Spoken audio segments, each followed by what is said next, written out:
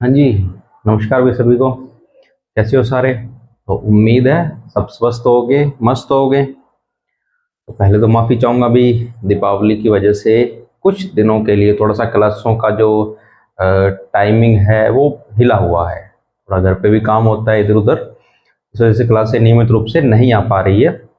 और आपको भी नियमित रूप से देखने का टाइम नहीं मिल पा रहा होगा। और एक बड़ा त्योहार है भारत का, सबको इसको अच्छे से मनाना है, तो आप भी एंजॉय कीजिए। हो सके तो 2-3 दिन थोड़ा पढ़ाई से ब्रेक ले सकते हो। ऐसा नहीं होता भी त्योहार वाले दिन भी हम लगे पड़े हैं, हम नहीं मनाएंगे, ऐसा मत करना भी। और आप सभी को दीपावली के हमारे इस पावन अवसर की बहुत बहुत शुभकामनाएं। ये त्यौहार आपके लिए खुशियां लेकर आए, यही मेरी कामना रहेगी। हाँ, पटाखे चलाओ, ध्यान से, सेफली तरीके से चलाओ, किसी और को नुकसान ना हो। खासकर ध्यान रहे आसपास के पशुओं को नुकसान ना हो। कहीं अगर कोई सड़क पे रहने वाले कुत्ते वगैरह हैं, उनको कोई नुकसान ना हो, या आपके घर में भी कोई जानवर है उसको नुकसान ना हो उन पटाखों से। ठीक है, बाकी आप चलाओ, मस्त इंजॉय करो इस त्योहार को। चलो, हमारा टॉपिक पे आते हैं। टॉपिक कौन सा चल रहा था हमारा? तो टॉपिक चल रहा था हमारा उपसर्ग। कुछ चीजें हमने पढ़ ली थी। अच्छा, एक बात बता दूं, उपसर्ग की क्लासें थोड़ी सी लंबी जाएगी भी, मैं एक ही क्लास में सारा नहीं करवा सकता। तो हम एक दिन में 8-10 उपसर्ग पढ़ा करेंगे, ज्यादा नहीं पढ़ेंगे, ठीक है, ताकि आपको अभी पढ़ने में थोड़ा सा टाइम मिल जाए। तो हमने उपसर्ग के बारे में पढ़ लिया था कि उपसर्ग होते क्या हैं। तो क्या होते हैं, अभी हम थोड़ा सा रिकॉल करते हैं पिछली क्लास को। क्या होते हैं कि किसी वे शब्दांश जो किसी शब्द के पूर्व में लगकर अर्थात पहले लगकर उसके अर्थ में परिवर्तन करते हुए होते हैं उपसर्ग। ठीक है, दो रूप से परिवर्तन करते हैं। कैसे? एक आंशिक रूप से करते हैं, अर्थात जो मूल शब्द का अर्थ होता है उसमें थोड़ा सा परिवर्तन करते हैं। और एक पूर्ण रूप से, अर्थात जो शब्द का अर्थ होता है उसको पूर्ण रूप में ही बदल देते हैं। ठीक है, जैसे हमने ज्ञान के आगे बी लगाए तो विज्ञान बना था, और ज्ञान के आगे ए लगाए तो अज्ञान बना था, या पढ़ा था। उसके बाद किस कितने तरीके से ये जुड़ता है मूल शब्द से, तो हमने पढ़ा था दो तरीकों से। कैसे? एक जुड़ता है स्वतंत्र रूप से कि एक आपका उपसर्ग होगा, एक आपका मूल शब्द, दोनों जुड़ेंगे, इसमें कोई नियम नहीं लगेगा, सीधे सीधे जुड़ जाएंगे। वो है हमारा एक स्वतंत्र रूप से जुड़ जाएंगे। दूसरा था संधि के नियम से। दूसरा क्या होगा? संधि के नियम से। आपने संधि भी अच्छे से पढ़ ली होगी, भी आपको पूरा टाइम मिला है बीच में संधि पढ़ने का। मैं यहाँ पर कोई नियम नहीं समझाऊंगा आपको कि इस नियम से जुड़ रहे हैं, ये मैं सिर्फ बता दूंगा कि संधि हो रही है इसमें। बाकी नियम कौन सा है वो मैं आपको नहीं बताऊंगा। ठीक है, वो आपको संधि में ही पढ़ना पड़ेगा, क्योंकि क्लास से बहुत ज्यादा लंबी हो जाएगी इसमें। ठीक है, चलो, हमने 4 उपसर्ग पढ़ लिए थे, आज बढ़ते हैं नंबर 5। एक बार इसका स्क्रीनशॉट लो, आप जल्दी जल्दी स्क्रीनशॉट ले लो।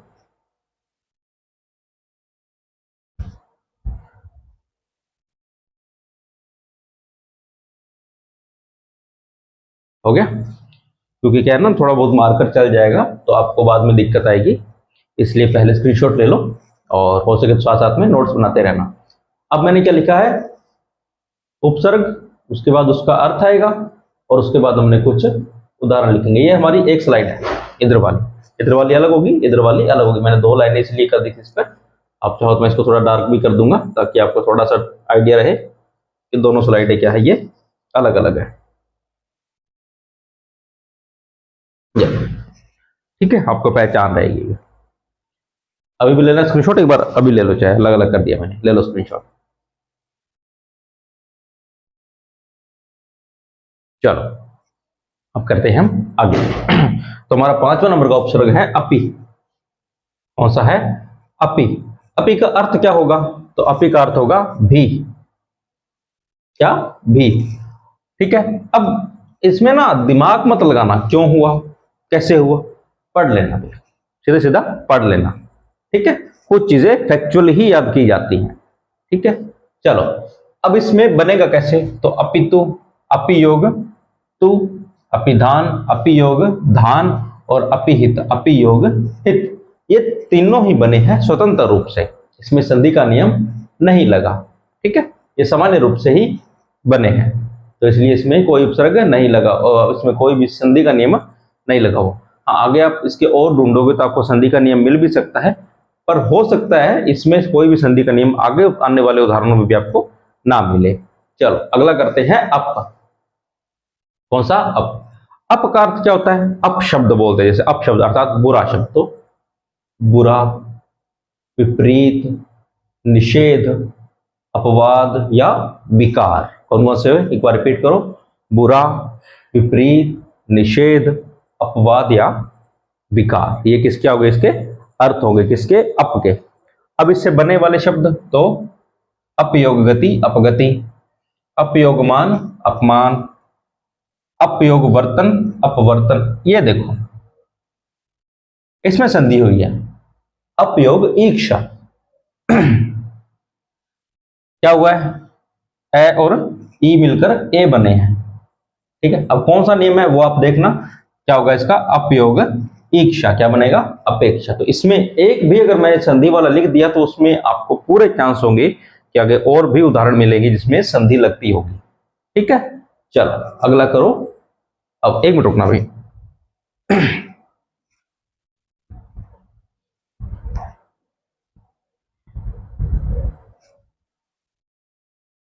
चलो अगला करें। चलो अगला करो। अगला कौन सा है? अब पहले इसका अर्थ देख लो। क्या? नीचा। एक शब्द आता है ना, अवमानना। अवमानना करना मतलब किसी की बात ना मानना। तो नीचा, बुरा, हीन या निश्चय। चार अर्थ निकल रहे कौन से? नीचा, बुरा, हीन या निश्चय। अब इसके बनने वाले देख लो शब्द आप। अवयोग काश, अवकाश, अवयोग गुण, अवगुण, अवयोग अज्ञा, अवज्ञा और अवयोग आपत्ति। अच्छा, इसमें संधि हो रही है भैया।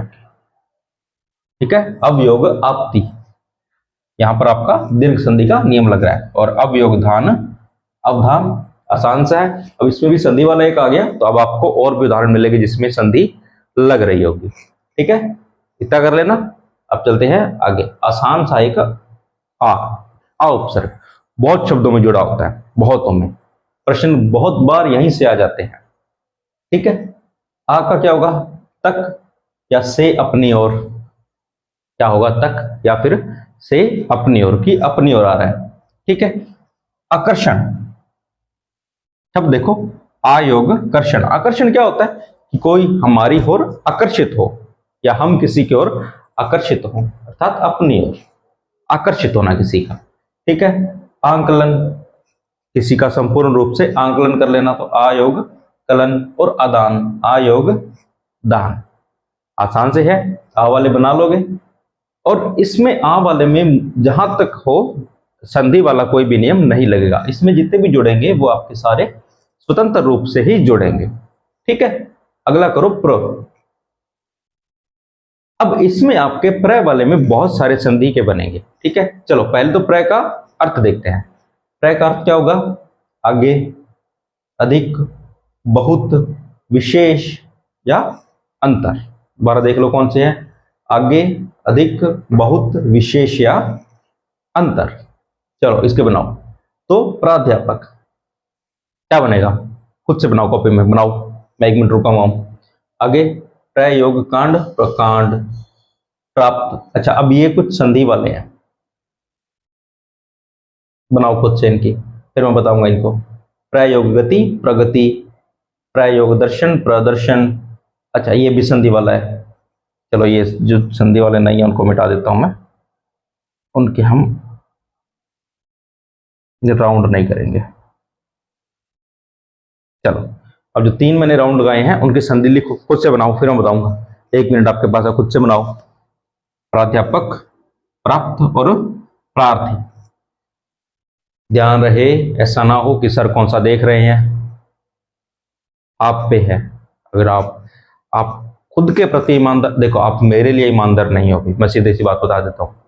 अगर मैं पढ़ता हूं तो मैं खुद के लिए ईमानदार होकर पढ़ता हूं, मैं किसी और के लिए ईमानदार नहीं होऊंगा। मुझे कोई मतलब नहीं होगा कि आप बना रहे हो या नहीं।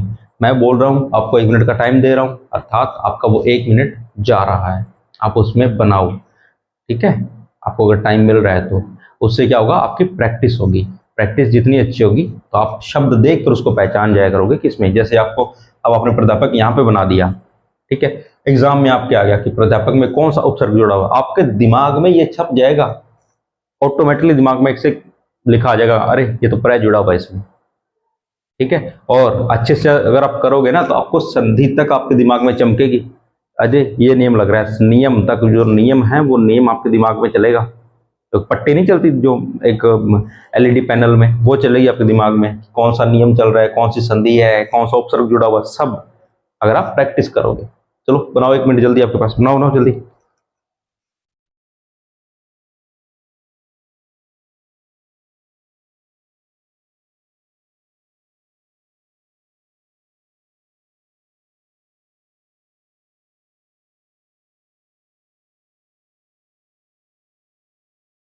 बन गया? क्या बना? अब इसका देखो, आ बन रहा है, दीर्घ संधि में नियम लगता है ना कि दो समान स्वर मिलकर दीर्घ रूप में बदलते हैं। तो प्रयोग अध्यापक, इधर इधर का भी ए मिला और अध्यापक का ए मिला, क्या बना? आ। तो प्रयोग अध्यापक क्या बना? प्राध्यापक। प्रयोग आप्त क्या बना? पर्याप्त। और प्रयोग अर्थी, वो वाली अर्थी नहीं भी, वो अलग होती है, वो अर्थी होती है, ये अर्थी है, ठीक है, प्राप्त करने वाला। तो प्रयोग अर्थी, प्रार्थी। यहां तक हो गए? चलो अब करते हैं नंबर 10, परा। अब ये जो परा है ना, इसमें आपके लगभग जो हो गए वो स्वतंत्र रूप से ही जुड़ेंगे। आपको बता देता हूं, इसमें लगभग स्वतंत्र रूप से ही जुड़ेंगे, चाहे आप नीचे लिख भी लेना। इसके अर्थ देख लो क्या है। विपरीत, पीछे, उल्टा, परे या अधिक। अब एक चीज देखो, विपरीत, उल्टा या पीछे, ये तीनों एक ही अर्थ नहीं दे रहे हैं। विपरीत होना अर्थात किसी चीज का उल्टा होना, पीछे होना, बस अर्थ तो एक ही दे रहे हैं। तो अगर आप थोड़ा सा दिमाग लगाओगे अर्थ में, तो आपको 3-4 ऐसे दिख जाएंगे। अलग क्या है इसमें? दो ही है, परे और अधिक, याद कर लोगे आसानी से। अच्छा, परा का क्या था? विपरीत, पीछे, उल्टा, अधिक या परे। अब इसके बने देखो, पराजय, परायोग, जय, पराभूत, परायोग, भूत, पराभव, परायोग, भव और पराक्रम, परायोग, क्रम। अगर मैं यहां पर आपको कोई संधि वाला नहीं लिख रहा हूं, अर्थात उसमें आगे भी आने वाले किसी भी उदाहरण में संधि का नियम नहीं लगेगा, ये बात ध्यान रखना, ठीक है। इसमें कोई भी संधि का नियम नहीं लग रहा है, ठीक है। अगला देखो, ये हो गया, समझ आ गया भाई परा वाला। अगला देखो, सम। सम में क्या है? अब इसमें देखो, इसका अंतिम जो है, मैं जो है वो हलंत किया हुआ है, हलंत किया हुआ है, ठीक है ना। अब अगर अंतिम शब्द, अंतिम वर्ण अगर हलंत होगा तो उसके हर एक उदाहरण में संधि होगी, ये आप ध्यान रखना, हर एक उदाहरण में संधि होगी, स्वतंत्र रूप से कोई भी नहीं जुड़ेगा अगर इसके अंतिम में हलंत लगाओ। हलंत अर्थात मैं आधा है, यहां पे देखो निर, इसमें रे आधा है, ठीक है। अब देखो, सम अर्थात भली प्रकार से, पूर्ण या सार्थ, तीन अर्थ है। एक तो भली प्रकार से हो गया, या पूर्ण हो गया, या सात हो गया। अब मैंने आपको एक बात बताई थी जब हम वर्ण विचार पढ़ रहे थे, अगर आपको थोड़ा सा मैं याद करवा देता हूं, कि हमारे जो पंचमाक्षर होते हैं, अण, अण, उसके बाद अया, उसके बाद म और न, यही होते हैं ना पंचमाक्षर। तो इन पंचमाक्षरों को हम एक बिंदु अनुस्वार के रूप में लिख सकते हैं, ऐसे जो लिखते हैं, लिख सकते हैं, बस यही है हमारा नियम। अब इसके उदाहरण देखो, संक्रमण, बिंदी लगाइए ऊपर, उसी बिंदी को नीचे लिख दो, जैसे संक्रमण है,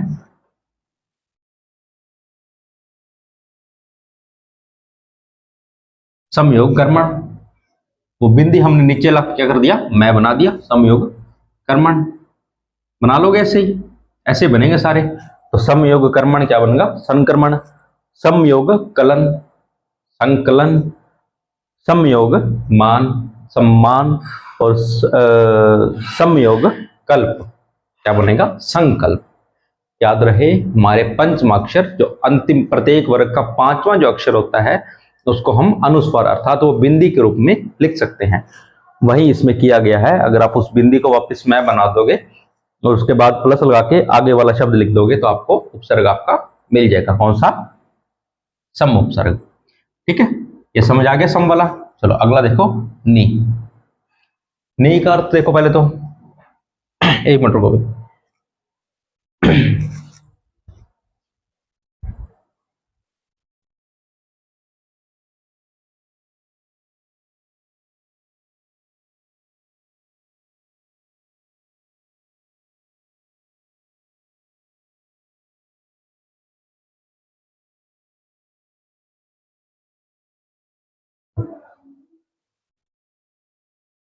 चलो अब देखो, नी, नी का अर्थ बड़ा, विशेष, बाहर, निश्चय और अत्यंत। ठीक है, कौन कौन से है? बड़ा, विशेष, निश्चय, बाहर और अत्यंत। ये तो इसके हो गए अर्थ, ये तो आपको याद ही करने हैं। अब इसके उदाहरण में जाओ तो निगम, नी योग गम, आसान से बन रहा है। निगूढ़, नी योग गुढ़। निधन, नी योग धन।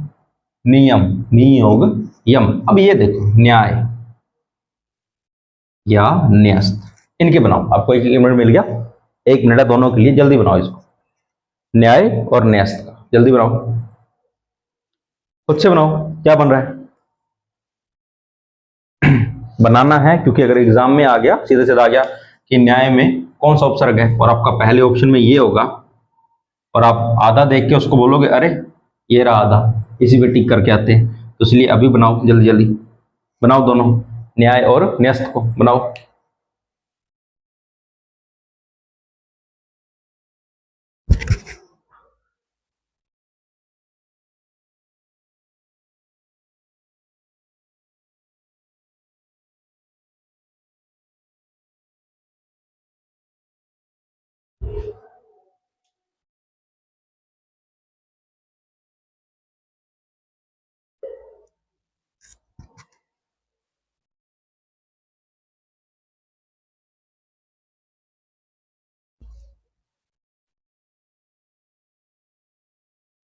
बन गया? क्या बना?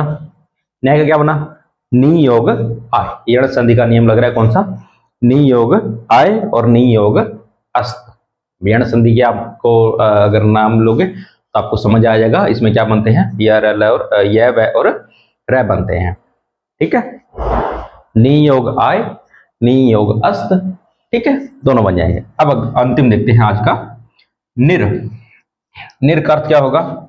बिना, निषेध, निश्चय, अत्यंत या बाहर। क्या क्या? एक तो बिना, एक निषेध, निश्चय, एक अत्यंत या बाहर। यही हो गए। चलो अब देखो इसके, अब इसका भी क्या है, अंतिम हमारा हलंत है। अच्छा एक बात बताता हूं, जो आधा रह होता है वो ऐसे लिखा जाता है, यही लिख देता हूं। आधा जो रह होगा वो लिखा जाएगा ऐसे, और जो पूरा होता है वो लिखा जाता है ऐसे, जैसे हमने कहा लिखा है। हाँ, ये प्र के पैर में जो रह लगा हुआ है, तो इसमें पै आधा और रह पूरा है, ध्यान रहे, पै आधा है और रह पूरा है। ये मैंने जब आपको वर्ण विचार करवाए थे तब अच्छे से करवा दिया था। ये जो ऐसे जुड़ा हुआ रह वो पूरा होगा, और जो सिर पर लगा हुआ रह वो आधा होगा। जो सिर पर बैठा है वो सिर चढ़ा हुआ है, मतलब आधा है। जो पैर में है अर्थात हर किसी का पैर छूता है वो पूरा है। ठीक है, पैर अर्थात पैर में जो पूरा, सिर पे वो आधा। अब इसका देख लो, बिना, निषेध, निश्चय, अत्यंत और बाहर। अब इसमें देखो निर्भय, अगर आपको ये चीज समझ आ गई ना, आधा और ये वाला, तो आप ये निर्भय की आसान से बना दो। क्या होगा? निर्योग भय, निरंजन, निर्योग, निर्योग जन, नहीं निर्योग अंजन। एक्चुअली इसमें ए जुड़ा है, देखो इसमें रै पूरा है, यहाँ पर रै हमारे आधा है, इसमें रै पूरा है। इसको जब आधा करेंगे इसमें संधि है भी। चलो आप इसकी संधि बनाओ, इसकी संधि बनाओ, निर्योग पेक्ष, ये भी बनाओ, ये भी संधि है। अच्छा, निर्योग निराकार और निर्योग अण्य, ये तो हो ही गया, और निर्योग गम, ये भी हो गया। इन तीनों की बनाओ, निरंजन, निराकार और निरपेक्ष, इनका बनाओ जल्दी जल्दी, 1 मिनट आपके पास, बना दो।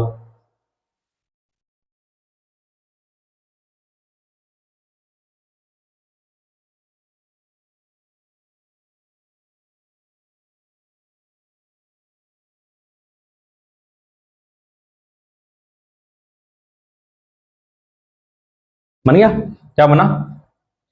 निर्योग अंजन। इस रै में जो ए जुड़ा हुआ है वो बाहर निकालो, निर्योग अंजन। इसमें जो रै में ए जुड़ा हुआ वो बाहर निकालो, तो निर्योग अपेक्ष। तो अब ये अपेक्ष नहीं होगा, अब ये अपेक्षा होगा, निर्योग अपेक्षा। ठीक है, और मैंने आपको ये वर्ण चरण बताया था कि कई बार शब्द जो होते हैं वो अपने आप पूरे हो जाते हैं। निर्योग आकार क्या होगा, निराकार। यहां तक हो गया निर्योग अण्य निर्णय और निर्योग गम निर्गम। एक स्लाइड हो गई। एक बार थोड़ा सा मोटा मोटा रिपीट कर लेते हैं।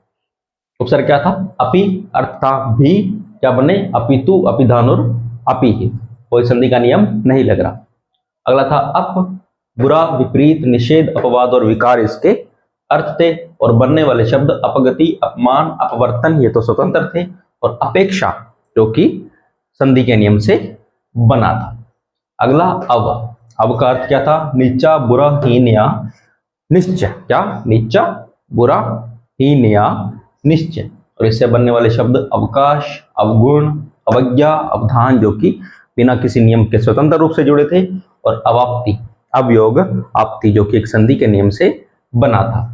अगला आ उपसर्ग, इसका अर्थ था तक या से अपनी ओर, इसमें आकर्षण, आंकलन और आदान इसके उदाहरण थे जो कि स्वतंत्र रूप से जुड़े हुए हैं।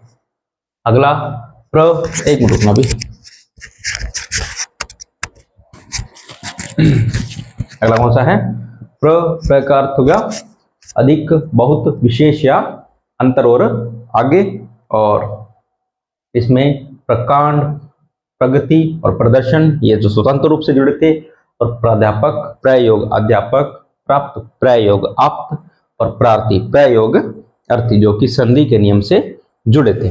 नंबर 10 हमारा था परा, परा का अर्थ था विपरीत, पीछे, उल्टा, परे या अधिक, जिसमें हमने शब्द बनाए थे पराजय, पराभूत, पराभव और पराक्रम जो कि सारे ही स्वतंत्र रूप से जुड़े हुए हैं, अर्थात इसमें कोई संधि का नियम नहीं लगा हुआ। अगला था हमारा सम, सम का अर्थ था भली प्रकार से पूर्ण या साथ, ठीक है, और मैंने बोला है पंचमाक्षर क्या होते हैं, बिंदी के रूप में इस्तेमाल किए जाते हैं, ठीक है, जिसको हम बाद में वापस से मैं बना देंगे। मैं यही लिख देता हूं आपका, मैं आपका बिंदी के रूप में बदल जाएगा, ठीक है, ये एक अलग है भी मैंने आपको लिख दिया। अब इसका समयोग कर्मण, संक्रमण, समयोग कलन, संकलन, समयोग मान, सम्मान, और समयोग कल्प, संकल्प हो जाएगा।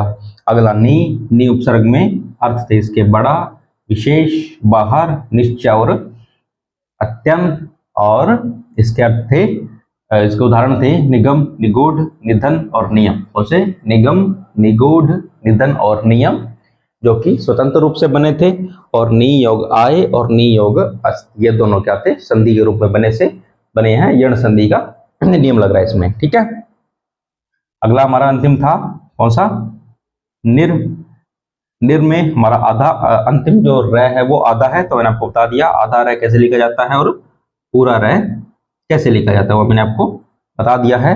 पूरा र पैर में और आधा र सिर पे आएगा, ठीक है। इससे अर्थ क्या था, पहले तो देखो बिना, निषेध, निश्चय, अत्यंत या बाहर, और इससे बनने वाले शब्द निर्भय, निर्णय और निर्गम जो कि स्वतंत्र रूप से जुड़ गए थे, अगर आपको या बड़ा छोटा का अर्थ होगा पता तो, और निरंजन, निरपेक्ष और निराकार जो कि संधि के नियम से बने थे, निर्योग अंजन निरंजन, निर्योग अपेक्षा निरपेक्षा, और निर्योग आकार निराकार। इसका एक बार स्क्रीनशॉट लो जल्दी जल्दी।